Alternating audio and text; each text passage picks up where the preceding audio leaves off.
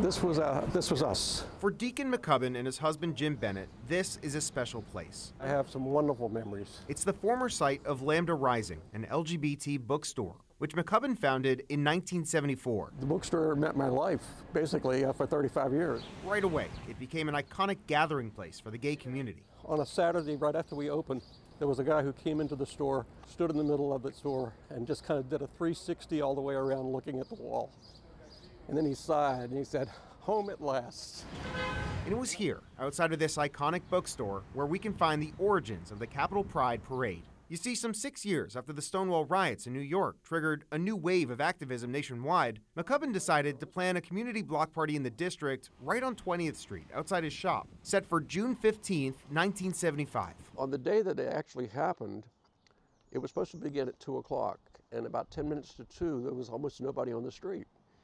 And those of us who were organizing it were sweating because we thought, nobody's going to come. And I said, don't worry, they're going to come. They're all on gay time. They'll be here.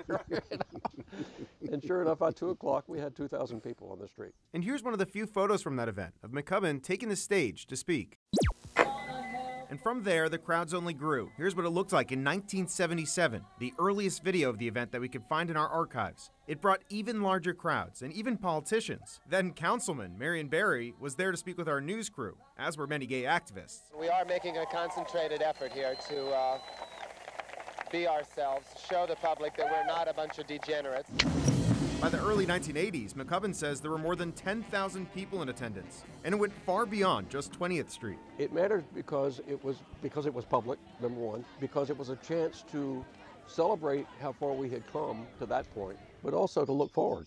350 angry protesters demonstrated in front of the White House. And when the AIDS epidemic emerged, taking so many lives in the gay community, the Pride event became a health resource, as well as a place to mourn and grieve together. 1982, we had a holy union.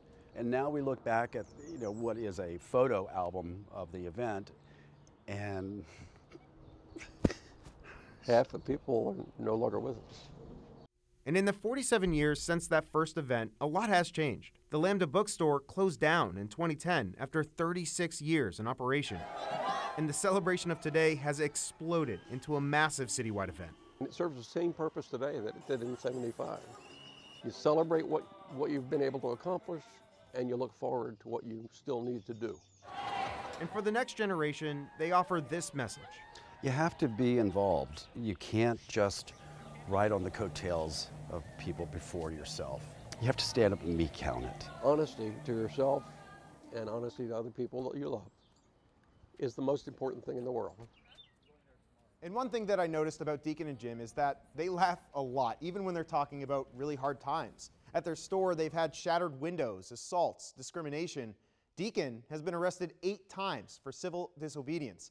But they say it was worth it for all the joy that has come out of being true to who you are, and they urge the next generation to keep this fight alive. For WSA 9, I'm Evan Koslof.